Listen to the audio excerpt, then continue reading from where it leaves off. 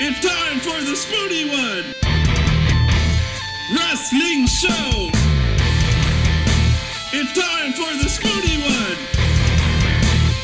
Wrestling Show! Okay, welcome to the special Wrestlemania edition of the show and the Raw afterwards. I figure you might as well do both. Yeah. Because really, it's WrestleMania anymore is a 7-hour edition, and oftentimes Raw afterwards kind of invalidates everything that happened at WrestleMania.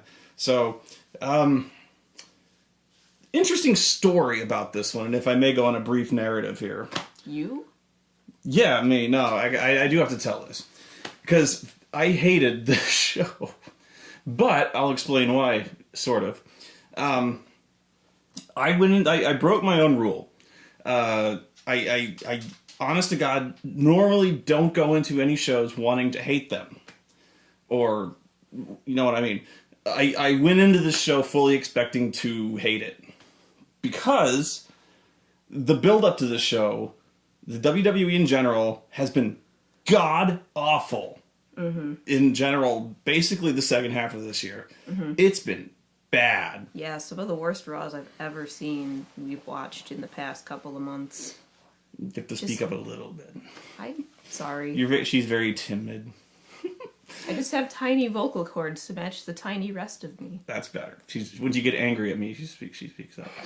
No, I have a booming voice, stage voice. Yes, but it's been really, really bad. And if you watch my last episode, I was really fucking dreading this one. So I went into this with a horrible attitude, and it was a self-fulfilling prophecy. Fucking hated this show. But April did not watch it with me the first time. And so I didn't watch the first half with you. The first half of it. So I wanted to go watch it again anyway, because I realized this. You know, I realized that I had really poisoned the experience for myself. And seeing the initial reactions on Twitter and online were very, very positive. And so I realized that I needed to give this a second look. So I actually got up, I took a walk around the house, cleared my brains, tried my best. And so what I tried to do, and in some respects failed, I wanted to approach this, try to clear my head, and kind of go into this trying to forget as much as possible the shitty build-up leading into this. Trying to take the show on its own merits, forgetting that the crap that has been building up to this. Just trying to okay, this is WrestleMania. Yeah. In many ways, I don't think this is in many ways, I don't think you can do this, because you have to take into account the storylines building up to this. But going in there expecting to hate it, I tried to stop that as much as possible. So I'll try to give my reaction in that respect here. That said, I still did not like this show. But the second viewing I did like it a lot better. This was by no means the worst WrestleMania I'd ever seen, but I'll tell you exactly when this show jumped off a cliff for me. And that was the Triple H match.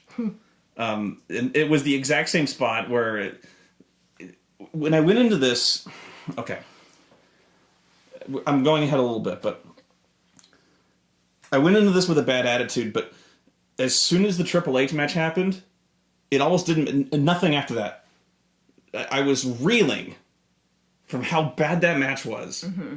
It was almost like the next 2 hours didn't even occur. Yeah, I don't really remember what happened after it. I was just raving at how bad it was. It's like missing time. It was that bad. That's why I kind of wanted to go back and watch it again. Because I was just like, oh, it was so fucking awful. Oh my God, what the fuck was that? So, yeah, I had to watch, I wanted to watch the Triple H match again. Mm-hmm. I wanted to watch the Undertaker match again. Mm-hmm.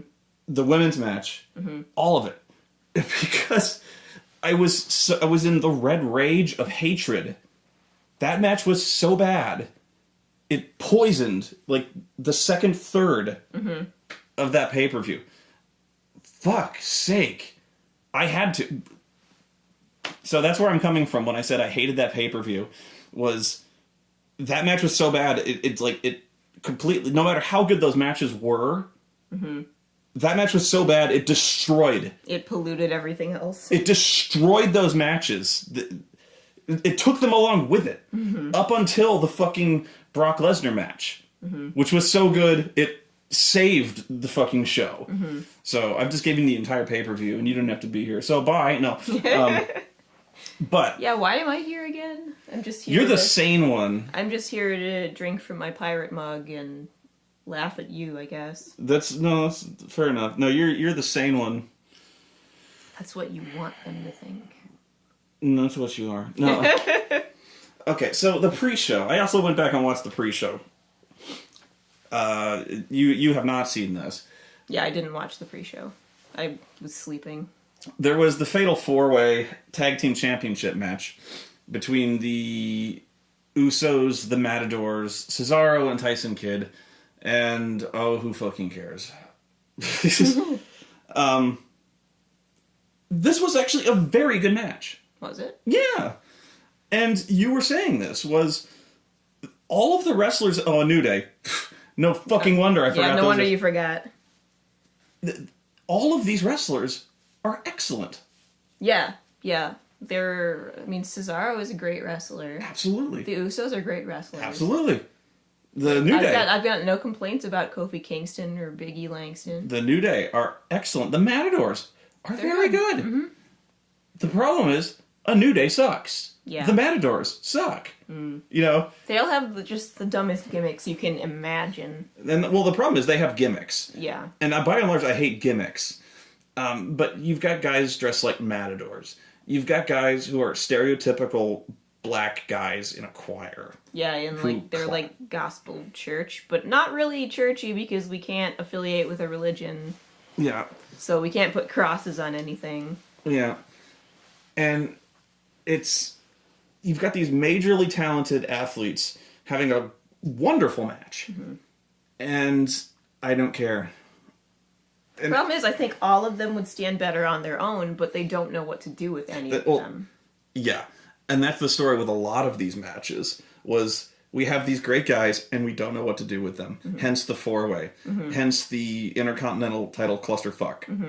They might have well just called that. Here's these great guys that we have, and we have nothing to do with them. Yeah. There you go. Yeah. You know, hang on a second. Let me turn this up. There. So, what? Nothing. I was just fixing a thing. So, yeah, this match was very, very good. Kidd and Cesaro retain in dastardly fashion, as they should. And yet, the thing is, they actually got the crowd into it. Marvel of fucking marvels, because they're very good. But not because of the New Day. No. It's just their gimmicks are so bad. They need to pull the plug on this shit. Like, right now. It seems like every time lately they've tried to reinvent anybody, it's gone horribly wrong.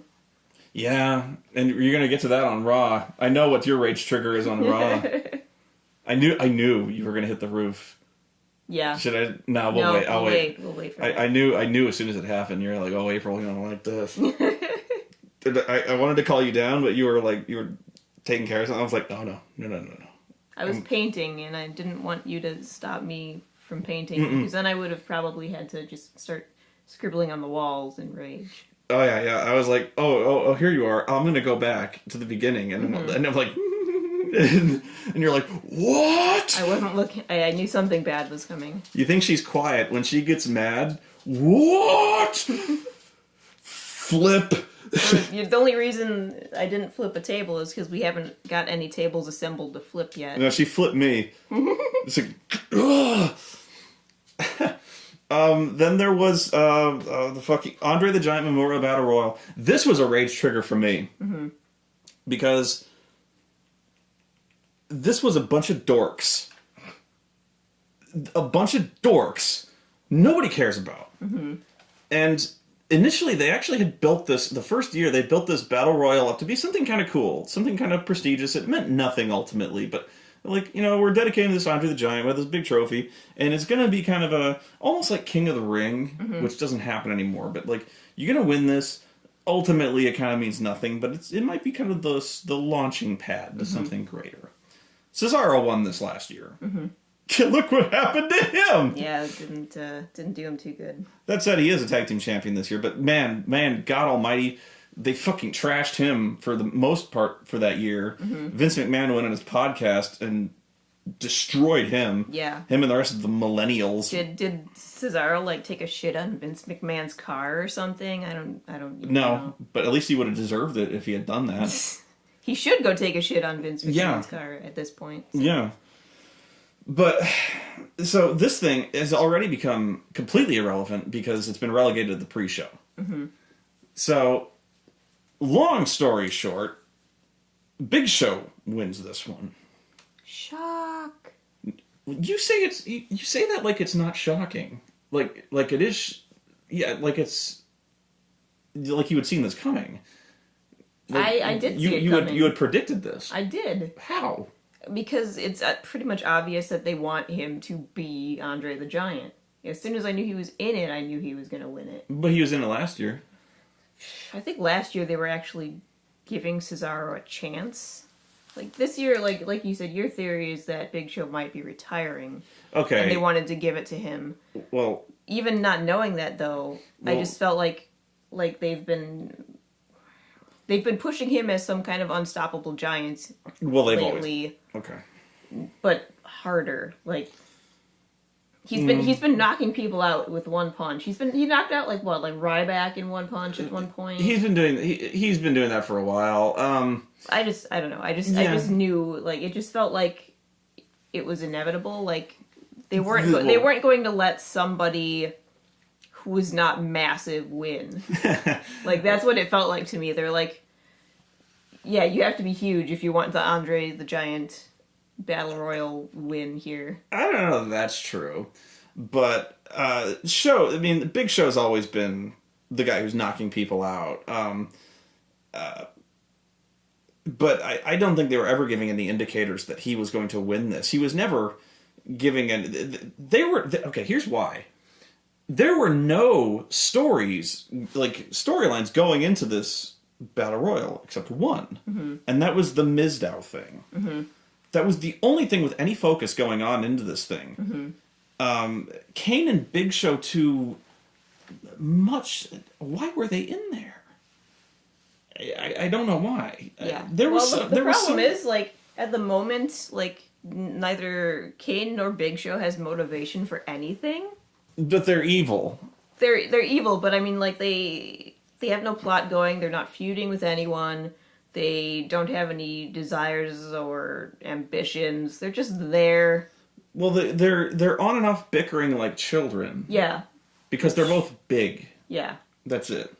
I guess. Is that even the reason? They're just bickering like children because it feels oddly like they really want everyone in the Authority to have a bizarre, like, dysfunctional family dynamic. That's the weird thing, is that they're doing this thing like they're a dysfunctional family. Yeah, like Stephanie is the mom. the angry mom. She still acts that way. And then Triple H is the disapproving, stern dad. Yeah. And Kane and Big Show are the bickering kids. Are the two bickering kids, and then, Seth Rollins is the... I don't even know what he is. He's the spoiled brat. Yeah. And then when Orton was still there, he was the son who just couldn't live up to Dad's expectations. But Steph is still acting that way. Like when she came out on Raw, she's way ahead now. She's like, she's getting taunted by the audience who's chanting Ronda Rousey, and she's like, "Oh well, I guess you're not interested in what I have to say about the title match. Well, I'll just go turn this show around then." Yeah, basically, I'm not going to give you what you want if you don't behave. You better quiet down, or no ice cream for you, and you will all be grounded unless you eat your peas. Yeah, and there were numerous occasions where she literally sent Kane home. Probably to his room too. Yeah, like, oh, if you two are gonna fight, you two go home. Yeah, and it's such a weird dynamic, and yet it works somehow. Well, sometimes, but it doesn't work when she's... It works in a comedy sense. It doesn't work in... When she's dressing down the number one contender for the world title. Yeah. Way to put your heel over. But anyway. Big Show and Kane just had no... The only storyline going into this was the Mizdow thing, which, God, fuck's sake, at least they blew that one off. They pulled the trigger on that breakup. This has been going on for like 6 months. This was my rage trigger on this one. Nobody cared about anyone in this match except Sandow. So, finally, they get down to it. The one thing that was kind of interesting in the middle of this match was they were actually teasing that Cesaro might, win again back to back. That didn't last. But yeah, they did start pushing. In the second thing that was interesting was, Show was throwing people out left and right, which is where you probably got that idea. Which, okay, but it was increasingly obvious because the Ryback gets dumped, and then the final three are Miz, Sandow, and Big Show. Miz and Sandow look at each other, and Miz is like, me and you, we're going to dump him, we're going to dump his big ass. And then very theatrically, this is actually very 80s, too. 80s? Yeah, very 80s, like in very big dramatic fashion. Sandow goes, It was like very 80s, like Hogan would do stuff like that, where he'd just be Well, when you've got that much facial hair, you have to exaggerate your expressions, otherwise people can't see them. Hogan would do like... Yeah. And Sandow was kind of doing that, like, and Miz was like, oh, what the fuck are you doing? I made you, and shit like that. And Sandow throws him. And so you're like, wow, finally, he's got his independence. And Sandow's going like, I'm going to beat this giant man to man. I'm going to... So you're like, finally, he's made his big babyface turn. He's going to do this. He's going to win the Battle Royal, and he's, all this is going to culminate in this triumphant butterfly metamorphosis, Maybe it'll be an actual push for Sandow. Nope. Now, they have this... they grapple back and forth for a little bit. They push each other around, and there's this one, like... Sandow saves himself multiple times from just barely saving himself from getting eliminated. Finally, he manages to grab a guillotine choke. He's about to pull Show over the top rope, and then Show goes, nope, dumps him over the top. Show wins. And I yell, fuck you! Fuck you! Because I'm like... Again, this was the only story going in here. Yeah, it's the only thing that would have propelled any kind of plot. Yeah. And I bet you any money, there will be no feud between Big Show and Sandow. No! They're just going to forget each other exists. Well, I mean, they have no gripe. Yeah. That was just a match. I mean, I'm sure there'll still be, Miz and Damien stuff, It's going to be... but... Miz and Sandow are going to feud forever. This is going to be all year. But, yeah, this... All year, the second half of this year, it's been Miz and Sandow. It's been all building to this. Sandow has finally had, he's declared his independence. He's thrown Miz out. Now he's going to have his big... Oh, fuck it, it's over. So that was his reward. Yeah. That was his big reward for finally growing a pair. And he... It seems to be his reward for everything, though. Every time he does something cool, he gets rewarded by getting demoted or... Yeah. Getting slapped or something bad happens to him every time something triumphant should be happening. He wins Money in the Bank and he loses to John Cena. Yeah. But this was his big triumph, and he fucks up. So much for his big babyface turn. Crowds really do react to that in a big way. When you turn babyface and then you fuck up like that. The crowd sees you as a loser. They're like, oh, wow, he sucks. Yeah, guess he shouldn't have done that. Yeah, guess he shouldn't have done that. Maybe he should have, stayed with The Miz. At least if they eliminated the Big Show, Sandow's a fucking idiot. Yeah. Because if you're going to turn on The Miz and then take Show one-on-one, you better fucking win. Otherwise, you're a fucking moron. Yeah. Sandow's stupid, and he sucks. That's what they're going to think. Yeah. So, thanks for the payoff, WWE. That was 6 months whizzed down my pant leg. That seems another trend it's like they dangle the payoff and then they just throw it out as soon as you think you're going to get it. And I mean, before you think I start cheering the heels, no, this is when the babyfaces, by and large, really should win. This is... Show did not need this.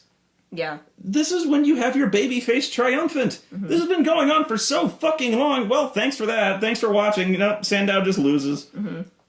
Now he's going to be mired in another fucking feud with The Miz for at least 3 months. Mm-hmm. He's got nothing to show for it. Mm-hmm. He really was an idiot. And I feel like now, once they have broken up that pairing, they're going to decide they've got nothing to do with Damien Sandow again. They don't. And he's going to just kind of fade back into the woodwork. At least he would have had some award, some accolade to walk away from this with. You know, he would have the trophy. He could use that somehow. No. Instead, on Raw, jumping ahead, he's still coming out to The Miz's fucking music. Wearing The Miz's trunks. He's still Hopefully not actually The Miz's trunks. Hopefully they're his own, just with the logo. Because if they're wearing each other's trunks, I don't want to know. He's still using The Miz's moves. Yeah. You really gotta hope at some point he's gonna wear his own shit. Yeah. It's like, you've declared your independence. Why are you still doing this? In fact, why did you put up with this shit for so long? Yeah. It makes no sense. I asked that. I'm like, why was he working for him? What was he paying? Mm-hmm. Like, it worked at first. It was funny at first, but after, like, 3 months, it got really old. And then it just started, like, tumbling downwards into nonsense. I got tired of it way before you did. But okay. I think I'd put up with it because I like Damien Sandow. Yeah. I think he's a likable guy. He is. But the plotline itself was intolerable in that it was completely fucking stupid. Well, I mean, you could only watch Sandow wrestle nothing for so long. I just liked it that whenever he would do his stunt doubling bumps and then fly into the ring, and inevitably this was always when they were fighting the Usos, and Jimmy or Jay would watch him just in complete consternation, staring in disbelief, like, what the hell is this guy doing? And I thought that was just well acted, so I thought it was funny. Well, my Fury Trigger was when, again, I Fury Trigger often at that time when they won the tag titles, doing that clown show. But, you know, a lot of people didn't like this either. You know, they asked, why did Big Show win this? You know, he didn't need this, and he didn't. So this is pure speculation on my part. You know, they were pushing the whole time, at least Bradshaw was, I believe, that Show has never won, like, a major battle royal. I think that was his story that they just invented, essentially, at the beginning of this. So I'm like, okay, well, it's a story. But why did he win this when really the only outcome here was Mizdow? Or Sheamus. I would have put Sheamus in this match, but apparently they had plans for him. My theory, again, pure speculation, is that Big Show's retiring this year.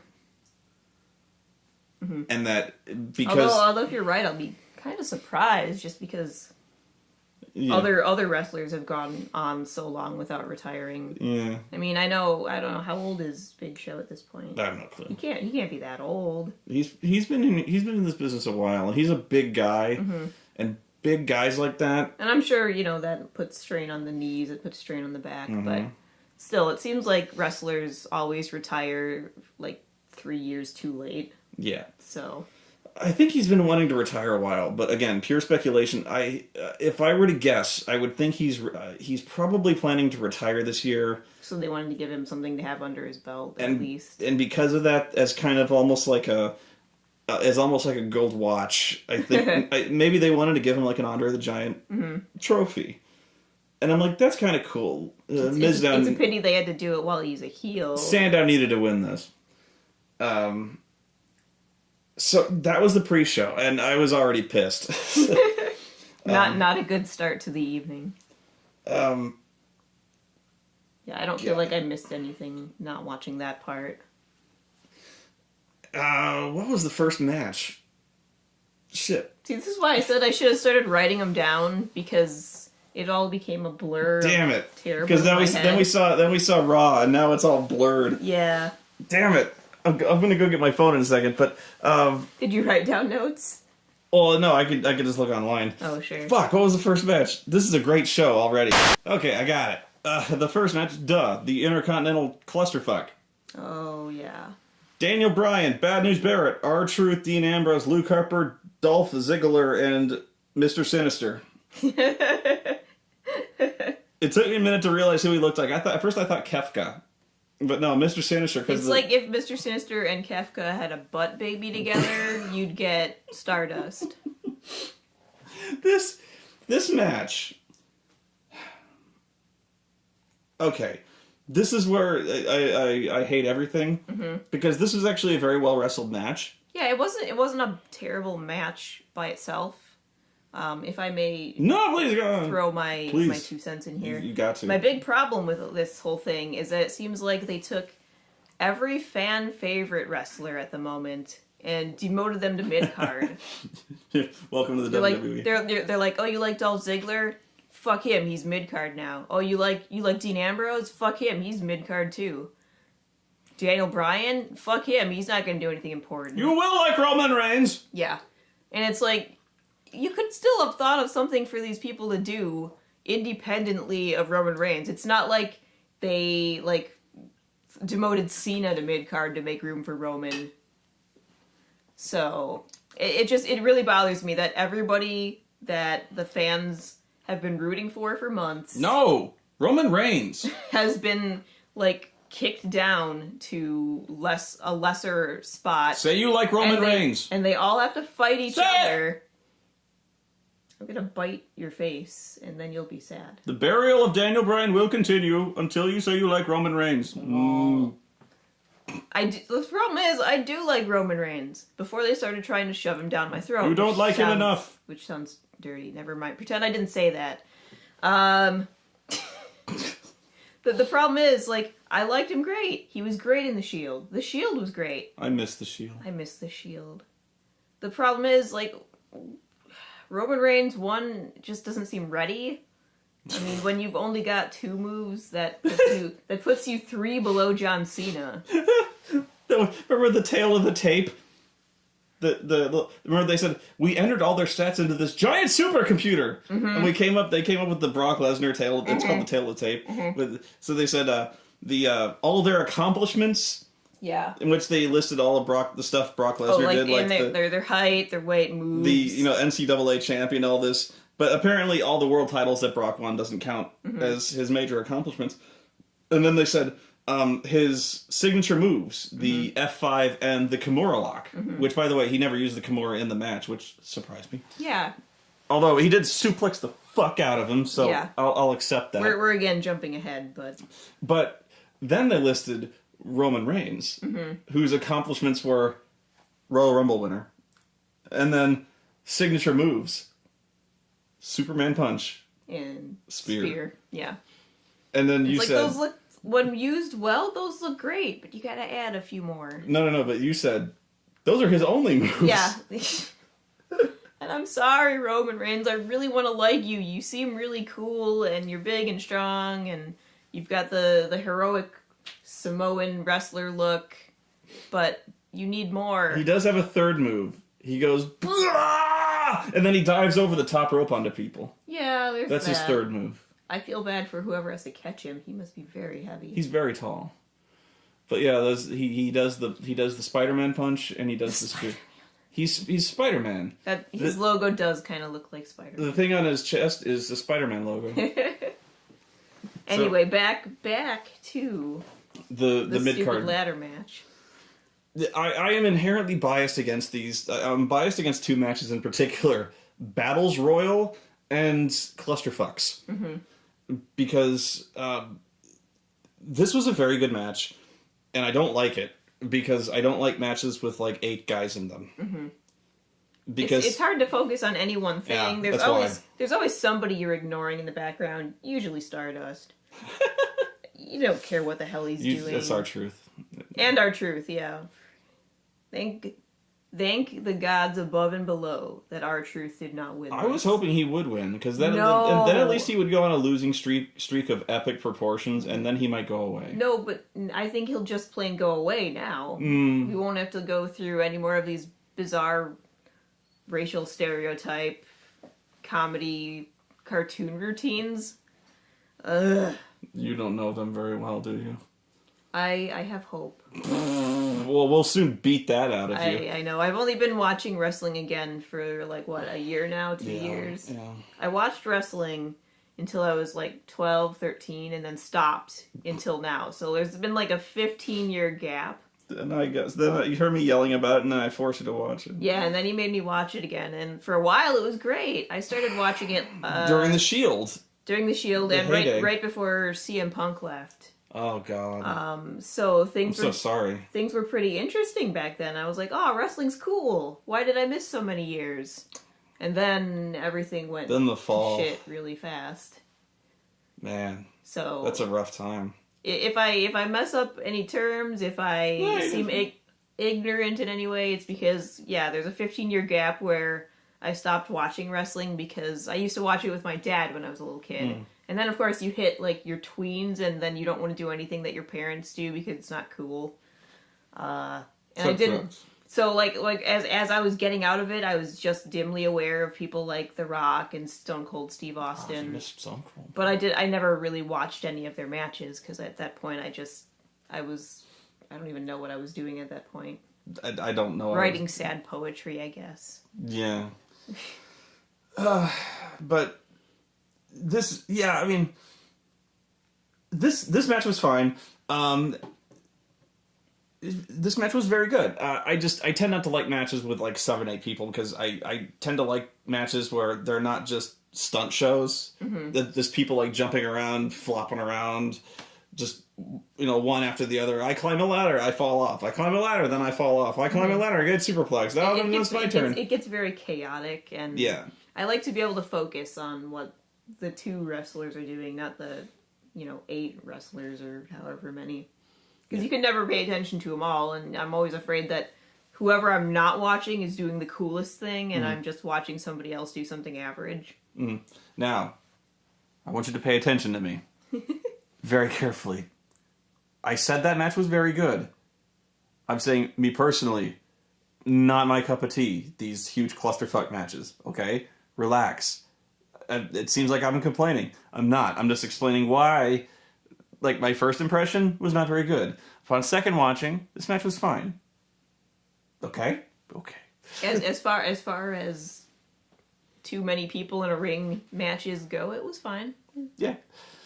But I almost hate saying that, because isn't that every time I say that, instead of going, it was awesome, or this was so bad, whenever I go, it was fine. Spoony hates everything! It was okay. That means you despised it, you're shitting on it. I should have said it sucked. Because then... But Daniel Bryan won because I knew he would, because he's been losing. Yeah. He's been losing constantly, so of course he was going to win. Although, poor Daniel Bryan, now he's saddled with the IC title. We'll see what happens. To my surprise, jumping ahead again, he did not lose his first match on Raw. But it was against Dolph Ziggler. So the powers of being Dolph Ziggler superseded the losing powers of being the Intercontinental Champion. Oh, wow. That's harsh. Being Dolph is worse. It's beneath. That's mean. It's bad. Being Dolph is a bad time. Being Dolph is like just being the Intercontinental Championship. All the time. It's like you are the belt itself. That's why when Dolph was the Intercontinental Champion, I felt so bad for him. I don't know how he won it.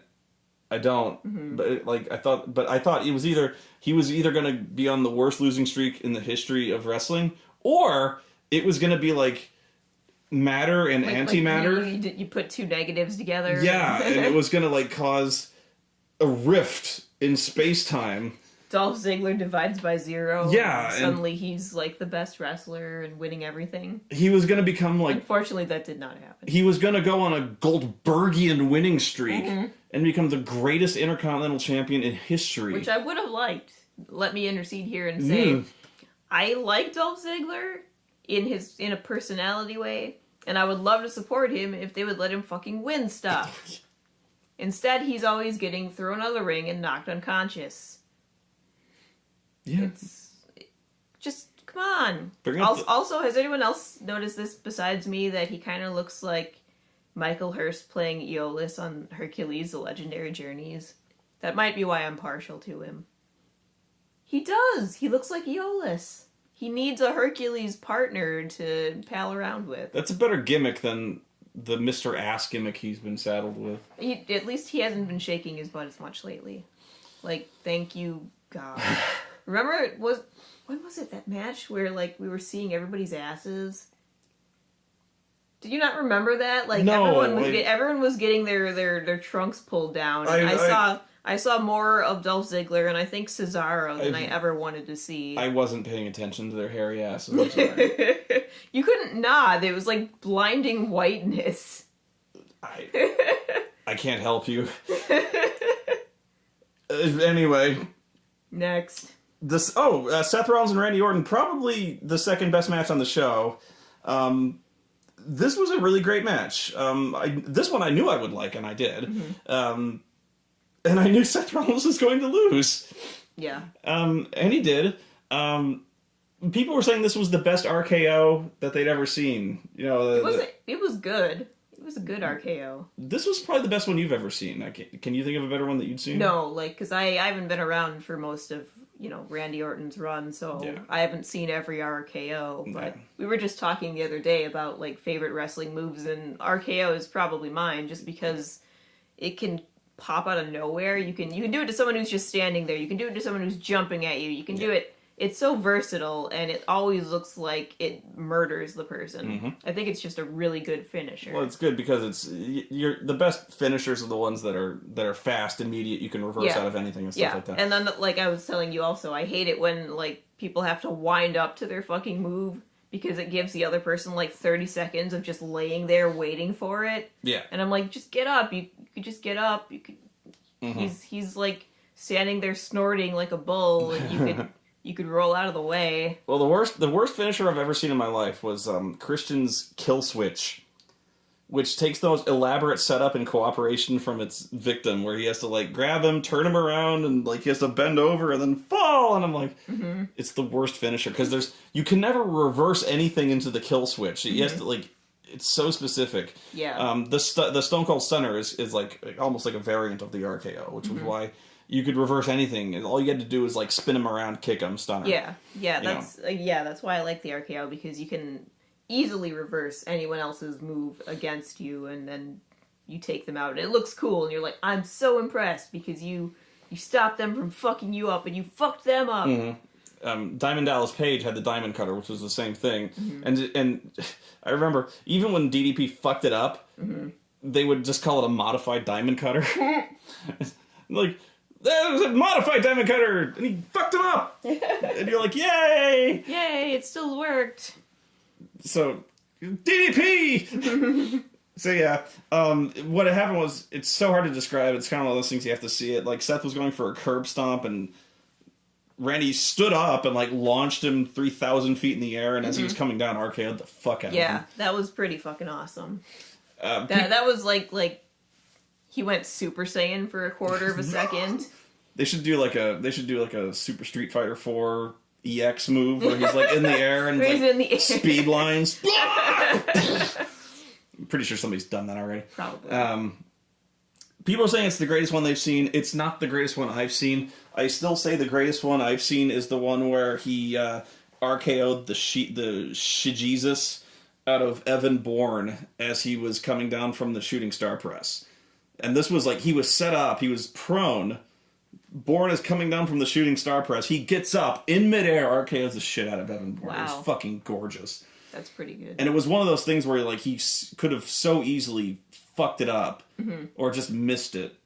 There's one other one where like the timing of it was ludicrous. I think he got like Rey Mysterio. Wow, really? Somehow, and I forget what move he was doing from. He got Rey Mysterio from. It was like West Coast Pop or something like that. But yeah, he at one point he was doing. It was like a springboard move. It was like Jericho off of a lion salt or something like that, and he just bounced off the ropes, and Randy just catches. Fuck, man! But yeah, the shooting star press was. You watch that move again. and the timing of it, the speed at which he got up and then RKO'd him, I was like, did you practice that? I'm sure he did. Because if you did, you could have easily hurt yourself doing that. The timing of that is unbelievable. Even if you practice that, I don't think you could do it twice in a lifetime. You wouldn't think so, but... But yeah, that was the best one I've ever seen. Not to minimize this one. I'm not saying like, oh, that was okay. But no, I'm like, no, that was fucking amazing. But you're wrong if you say that was the best one. I think Seth Rollins needed this win. But in the minds of the WWE, if you're going to win the World Heavyweight Championship, you need to lose every match leading up to that. Apparently, yeah. Yeah. It seems to be the way. You need to look like as much of a wuss as possible. Although that is Seth's gimmick, apparently, is that he's the biggest wuss in the world. Not so much a wuss as a coward. Yeah, well, I'm surprised he hasn't done the not in the face thing at this point. He might as well.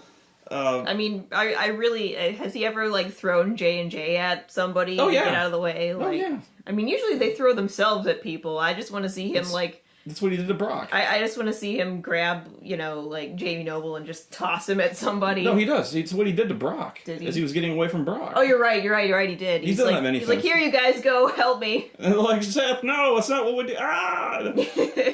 Then... I need a raise. Doomph. Then... there was the shit. Good shit. The Triple H match. Uh... And I didn't say anything to you about didn't. this match. I left the room. I was like, okay, just watch this shit. To be fair, I was not looking forward to it. I've not been looking forward to it since the very beginning of this whole Sting thing. I told you guys this match was gonna suck. I told you guys that Sting was 56, old as shit. He's older than my dad. Slow, broke down. And for the record, my dad's in better shape. Slow, broke down. And he was going to spend, after 3 minutes, he was going to spend the rest of this match bent over, hands on knees, sucking air. And sure enough, this match sucked. This match sucked hard. Let's start with the intro. That's what I'm talking. I mean, this my fucking God. Fucking horrible. Like, remember when Triple H came out, like, carried on a throne, dressed as, like, fucking a barbarian conqueror king? Shao Kahn. He looked yes. he looked fucking awesome then. This time? I didn't even want to talk about it. This isn't even... this is before he even came out. They literally started playing footage like Judgment Day. Mm-hmm. It wasn't from Terminator 2, but they like reenacted the Judgment Day war. Mm-hmm. Like the sun rises over the city. Yeah. Kids playing on a playground. And then the bombs go off. Yeah.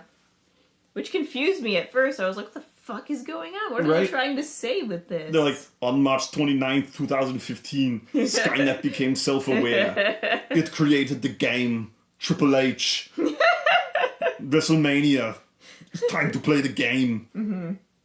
And before you think I'm joking, no, fucking Schwarzenegger is on camera as the Terminator. Pre-recorded, of course.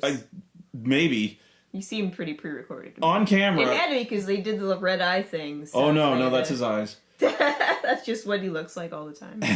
With shades on, as the Terminator, going, Wrestlemania, time to play the game.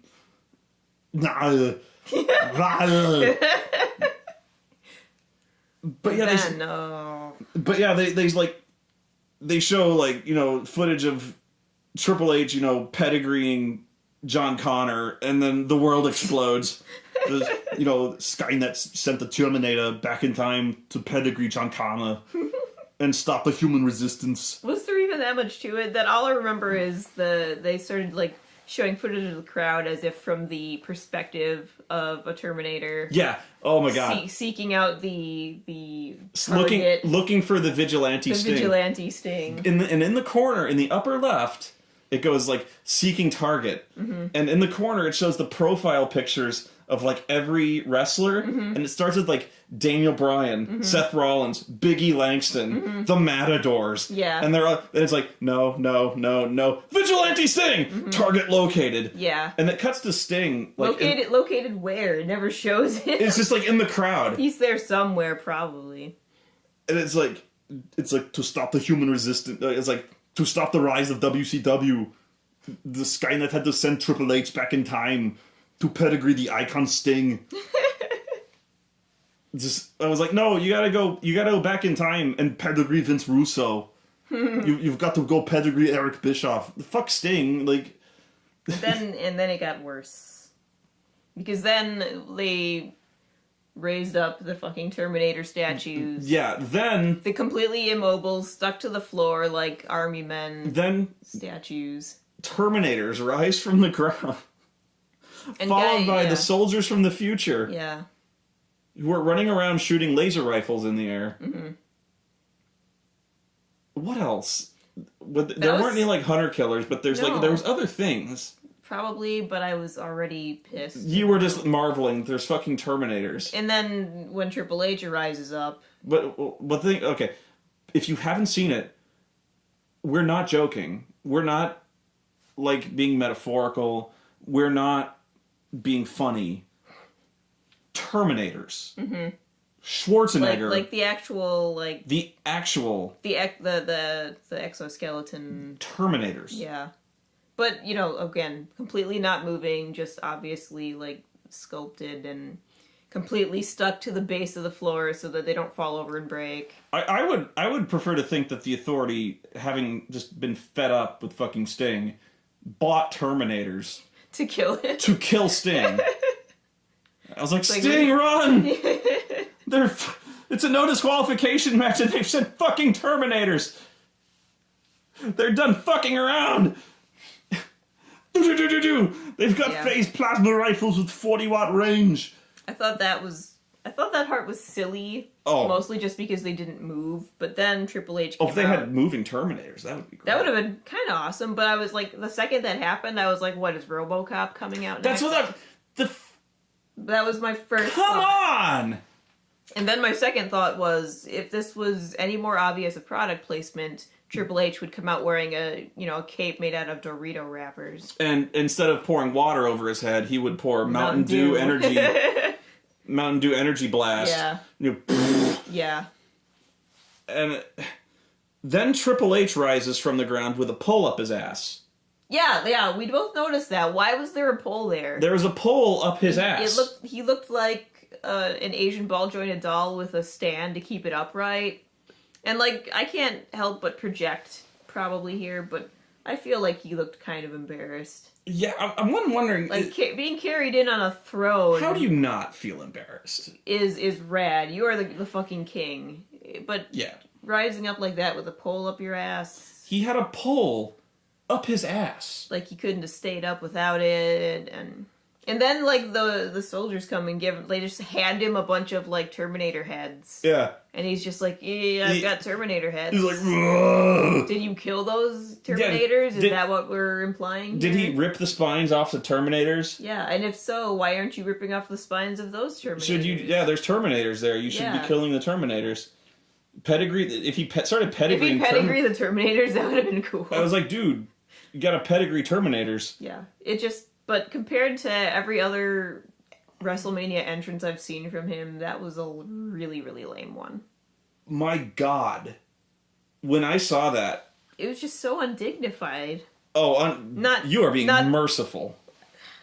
I feel like saying undignified in relation to pro wrestling is sort of silly, but there's silly and then there's this quackers shit where he comes out dressed like a Terminator, holding Terminator heads, and then he just kind of drops them and walks to the ring, and that's it. This is destined to be...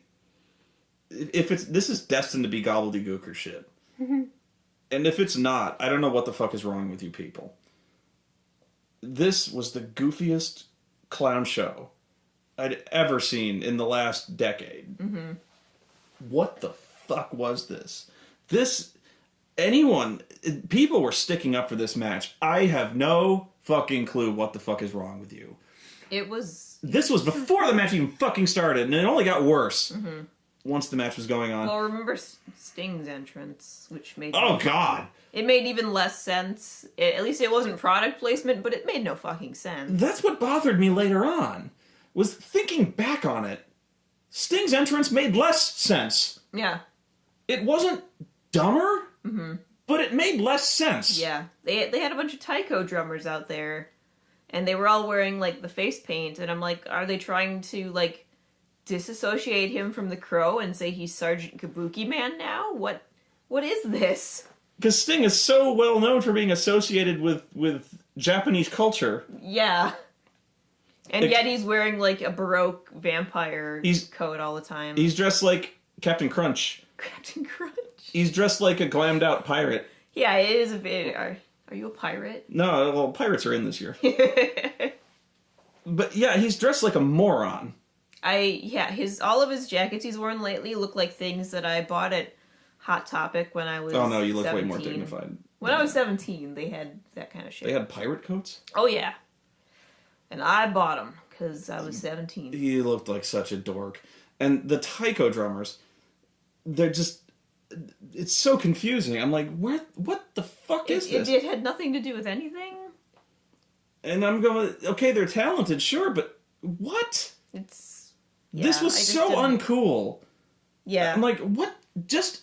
It's like that's the beginning of your, cultural festival, not the beginning of your WrestleMania match. Okay, and before you think I'm nitpicking, because I know people who are big fans of this, they're like, Spoony, you hate everything, you're nitpicking, it's just a theme. No, I'm not, because the crux of this, was the WWF versus WCW thing. Sting, the icon, the representation of WCW. They're bringing up all these memories. They're bringing back all these stars from WCW. They're saying how we represented everything. They're bringing back all this nostalgia, and the entire appeal of this match, trust me, was fucking nostalgia. If they're gonna do that, use his old fucking music. My only theory here is that, like, they lost the contract or something. Like, maybe the contract was with WCW and now it no longer applies and they didn't want to spend the money to get it with WWE. Use fucking Seek and Destroy. I don't care if you have to buy it or do a knockoff. Find some way. Have Sting do karaoke of Seek and Destroy. But this thing, that would have been much cooler. They basically rip off Goldberg's music. They're doing this thing where he's still doing the Showtime thing where he's like, woo! And he's got the bat and shit like that, and he's coming out to taiko drums. I'm like, this is not the thrilling Showtime guy. Have him come out to fucking Metallica. And they've gotten the rights to Metallica shit before. During the Undertaker Triple H match, they got Memory Remains, so it's not to say they don't have fucking Metallica money here. For one match, get Seek and Destroy, have him come out rocking out. It would have been so much... Maybe they tried and Metallica was like, no, this match is going to suck. You can't use our music. Oh, come on. like he's going to say no to any kind of money. Like, shit. I'm trying to think of good plausible theories here. There's no good... Whose thought was that? What board meeting happened that made them say, let's get taiko drummers? I like the old guy. The old guy who refused to wear the face paint. He's like, I have dignity. I am not doing this. Everyone else is wearing their Sting face paint, and he's like, fuck you. Like, fuck you, I'm doing my thing. And those guys are trying to play their taiko drums in rhythm with Sting's shitty music. And they're just, at some point, they just, like, stop trying, and they're just doing their own thing. Like, yeah. Well, it reminded me of that time they had, like, a high school band do John Cena's theme. It was awful. But yeah, I'm sitting there just frustrated out of my mind going like, what the fuck is going on? Then I was just confused. I mean, it wasn't awful. I just didn't see awful. What the point was. There's no point. They just wanted spectacle. Yeah. I can appreciate that. And I like spectacle. Like I said, the pageantry of WrestleMania is the thing that I watch it for. I love the fact that they go over the top with everything. This wasn't over the top That's so much fine. as it was like the intro to like a high school cultural festival. Yeah, the spectacle's fine. That's why you do this. But why this? It's again like Okay. like they have no ideas. It's like they just don't have any idea what to do with this guy, so they're like throw something at the dartboard and see what sticks. And to this day, even now, after Raw, I don't know. Does Sting have superpowers or not? And the furnace has kicked in, so... Thanks, Furnace. Yeah. Sorry if there's going to be sometimes. Does Sting have superpowers or not? I think honestly, in my heart of hearts, I want to think that it's Sting thinks he has superpowers and everyone else just kind of knows he doesn't. But they humor him because it's funny. Because he can cut the lights somehow. Mm-hmm. And within seconds he can teleport within the ring. Or is he really good at hiding and he's really, really fast? Yeah. Well, and then, that and he can sneak into buildings and then convince people to play his theme music, apparently. I've got to turn the heater off. I'll Give us a second. why don't you go for it real fast, since you don't like being alone on camera. Turn off the heat. So, Yeah. yes, obey me. Now, please go. It's right back. I will bitch about Sting some. Okay, you bitch about Sting. Now I forgot what I was talking about. Now, I really did. So, what the fuck was I talking about? Oh, Sting, yeah, he has superpowers. So he can cut the lights, he can appear in the ring just spontaneously, and so and he also can summon clones of himself in the ring, like in the stands and in the ring and stuff like that. So I'm like, okay, so are those real clones or are they fake Stings? Are they Stings?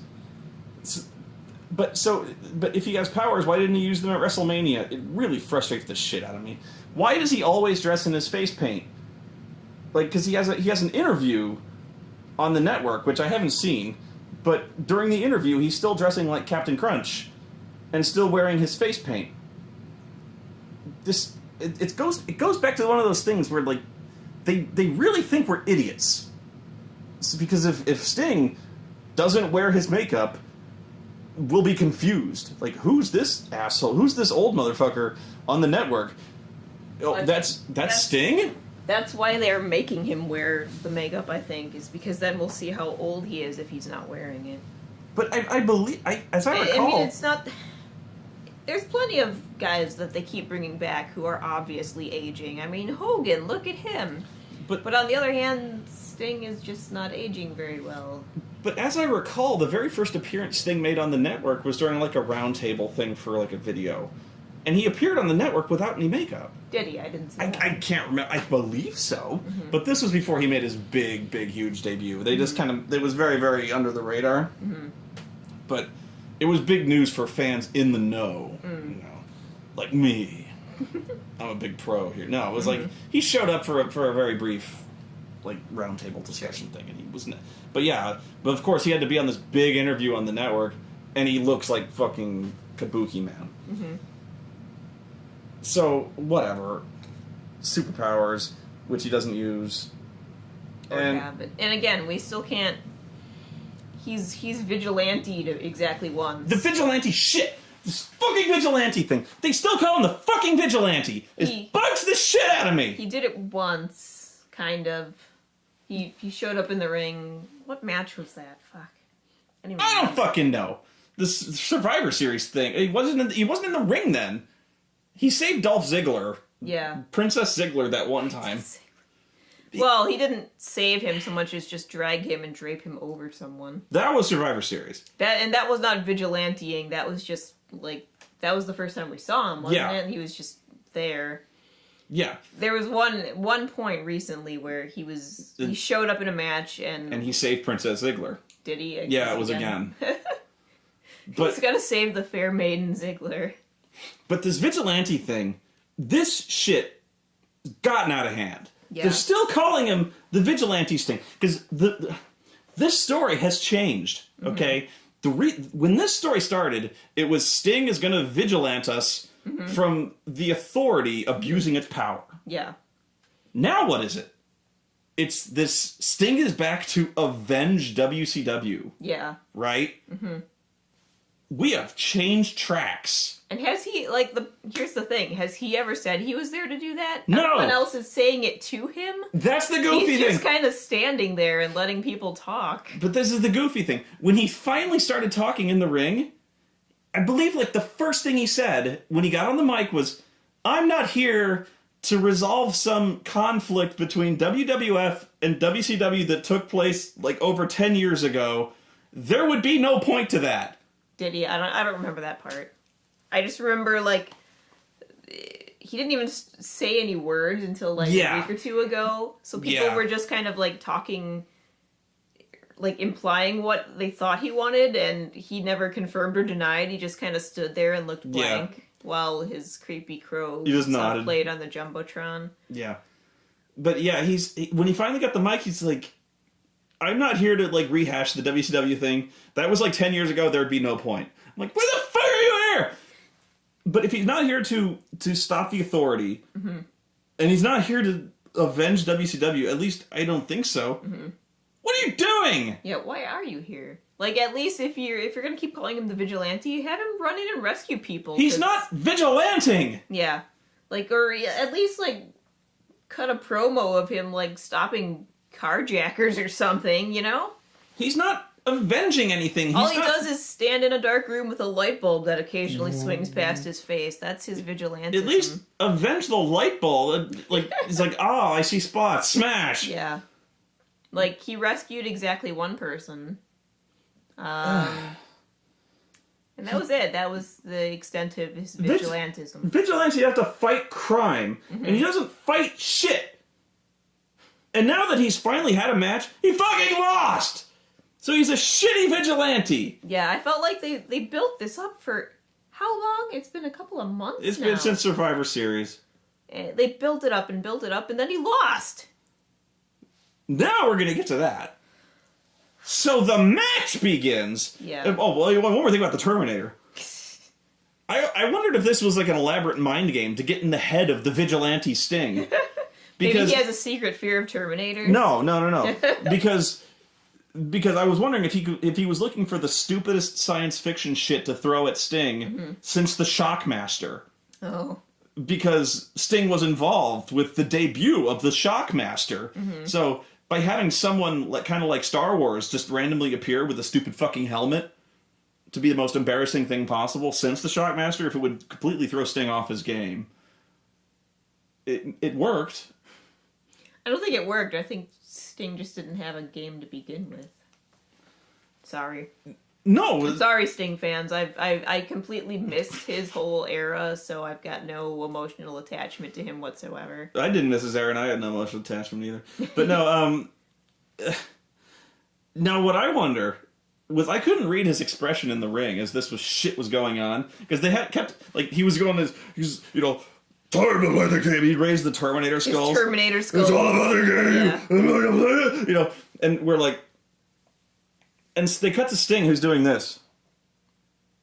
He just looked kind of puzzled, really.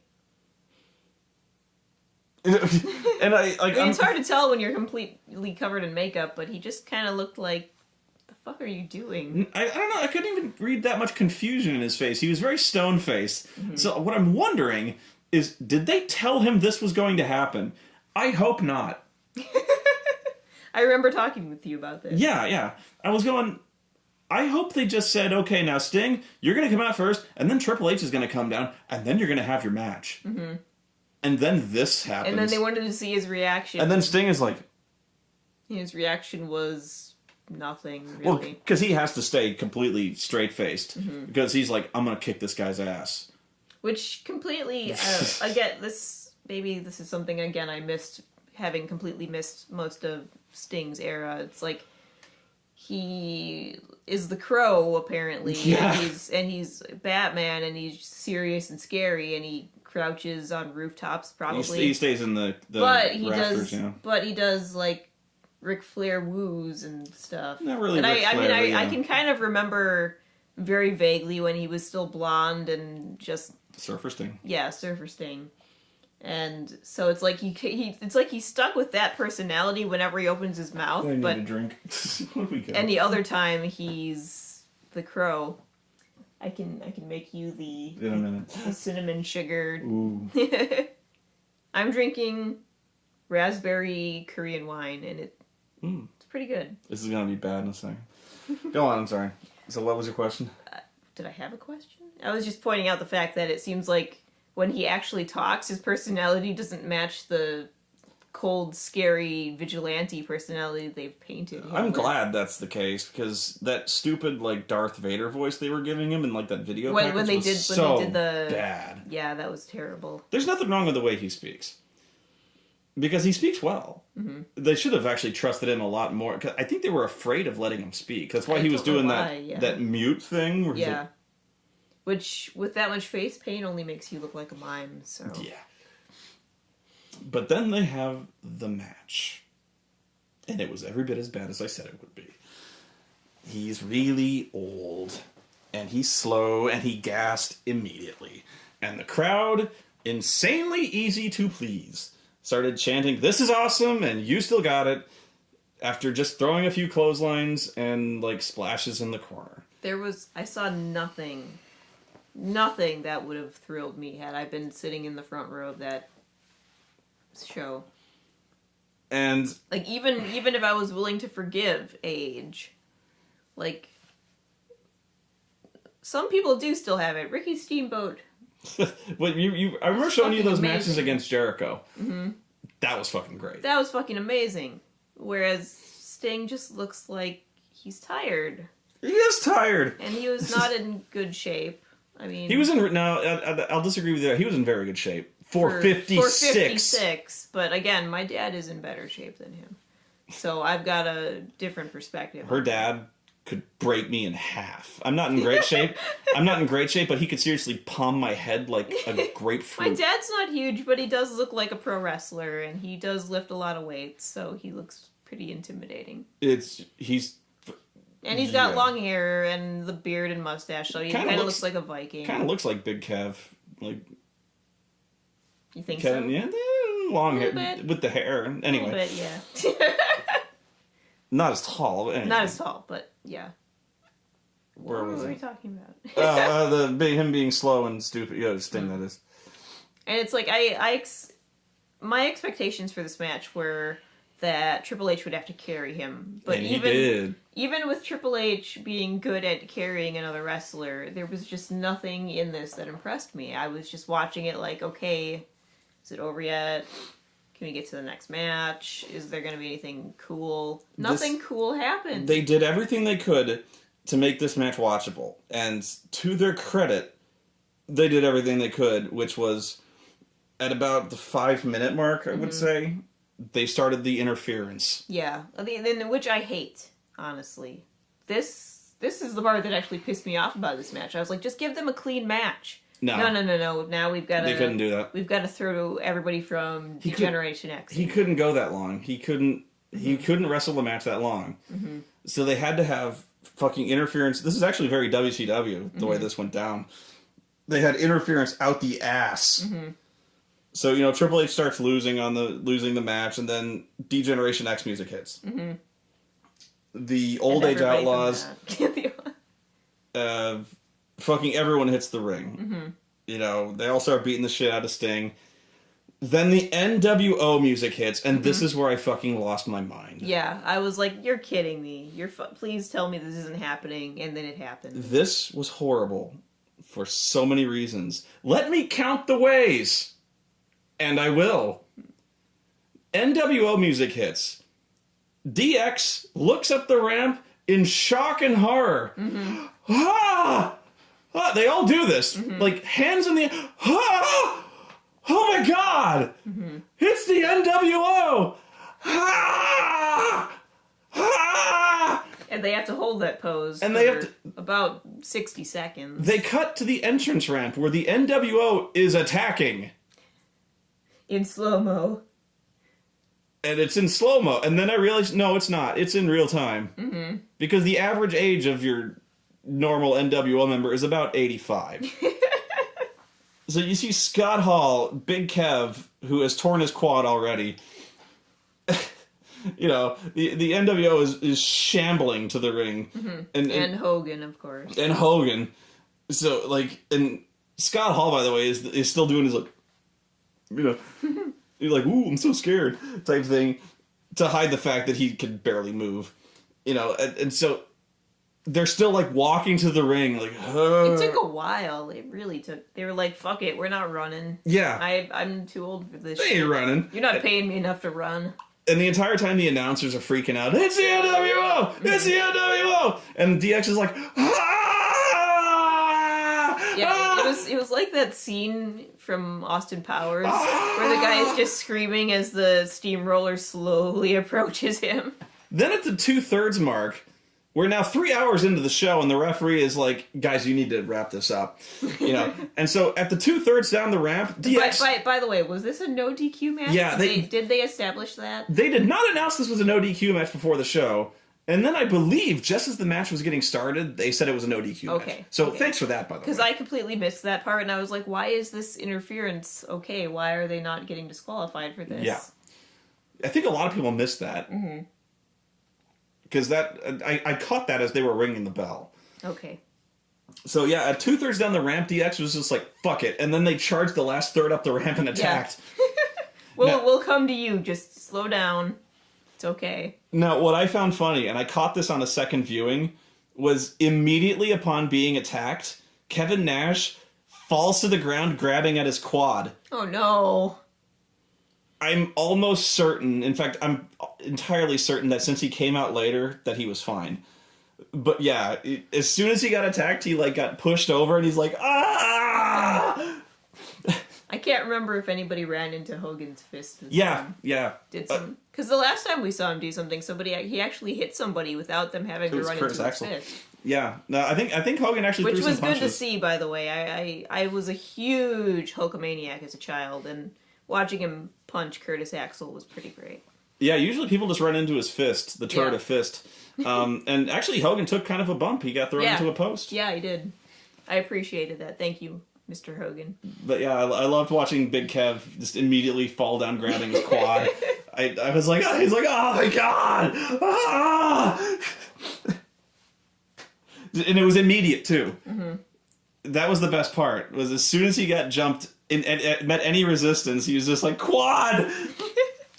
After that, I honestly remember nothing else. It became such a clusterfuck that I have no idea who hit who, or even how... I do. I don't even remember how Triple H ended up winning. So you're gonna have to tell this story, because I can't. I just remember being so outraged that I was throwing my hands in the air. I started raging, and I didn't even know what to rage at, because there were so many, like, there were paradoxes, time paradoxes, occurring left and right. Like, okay, first off, the NWO Black and White helping Sting makes no sense. Like, Sting spent the entirety of his fucking career fighting the NWO Black and White, okay? It feels like, again, they just wanted a reason to trot out old classic wrestling. Well, yeah, but, like, okay. But that was not a good reason. The NWO's gimmick was that they were trying to torpedo WCW. So why were they helping WCW? Why were they helping Sting? They hated Sting. What the fuck? Like, okay. Then fucking Shawn Michaels super kicks Sting in the face because he's D-Generation X. But Shawn Michaels briefly joined the NWO. So why wasn't he on the NWO? But... Well, he's friends with Triple H. But he's friends with Triple H because Shawn Michaels was also in the Clique. But there's also two members of the Clique on the WCW side. Scott Hall and Kevin Nash. So why don't the members of the Clique join Shawn Michaels? It's turning into, like, a high school girl fight now. Like, somebody was writing somebody's name on the bathroom wall and they got pissed. So, and X-Pac. X-Pac was in the NWO. As Six-Pac. Oh, nothing makes sense. Fuck this shit. I just hate when it's obvious that they're trotting people out for people to go woo about, you know? Like, I know we all have the nostalgia. I mean, aside from the people who are too young to actually have that nostalgia, really. Go on. But, it felt really forced. Like, if you're gonna trot out Hogan for something, have him announce like he did last year. That's fine. You don't need to, whatever you did here, it didn't work. Plus, it just made it look bad for both Triple H and Sting, saying neither of them could win a fight against each other without, 20 other guys to help each of them. The Click. I just don't get it. It'll be okay. No, it won't. It won't! You're okay. so mean. I am mean, but this match sucked. It was not impressive, no. I'm sorry. This match coasted by on nostalgia, but you cannot tell me this was a good match. This was just a bunch of... Nobody was capable enough to do any, impressive moves because everybody's back is bad, everybody's knees are bad, everybody's tired and painful and rusty. Yeah, and people are going to tell me that it wasn't about the match, it was about having a WrestleMania moment. Fine. You had your WrestleMania moment, and it sucked. Move on. The worst part is that everyone was so looking forward to this Triple H versus Sting thing. Even just for the nostalgia, or just because they thought Sting was awesome, and then he lost. Yeah, that's the other thing. My God, the indignity. That's the other thing. I don't even understand why they had him lose.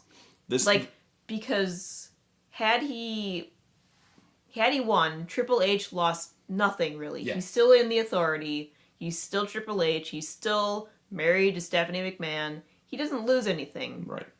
So he loses after all these months and months of build-up, these months of making him look terrifying and supernatural. So what was this for? Nothing.